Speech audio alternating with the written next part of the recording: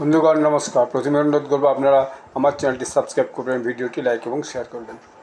President Donald Trump বেশ কিছুদিন ধরেই ন্যাটো এবং ইউরোপিয়ান ইউনিয়নের বেশ কিছু দেশের সঙ্গে সম্পর্ক যে থাকবে না আগামী দিনে সেটা প্রায় ঘোষণা করেছেন।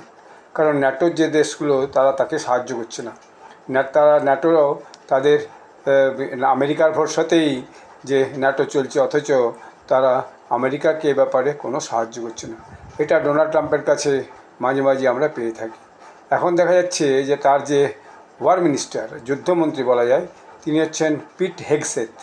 তিনি একটা আমেরিকার যে মিত্রদেশ তাদেরকে একটা একদম যাকে বলে স্পেশাল একটা মেসেজ পাঠিয়েছেন। আপনারা অল্প সময়ের জন্য মেসেজ একটু শুনুন, তারপর আমি আপনাদেরকে বলছি উনি কী বলছেন। It's also worth saying, this should not be America's fight alone. We barely use the Strait of Hormuz as a country. Our energy doesn't flow through there, and we have plenty of energy. Just look at the new global Congo line headed to Texas. A beautiful picture. Europe and Asia have benefited from our protection for decades, but the time for free riding is over. America and the free world deserve allies who are capable, who are loyal, and who understand that being an ally is not a one-way street. It's a two-way street.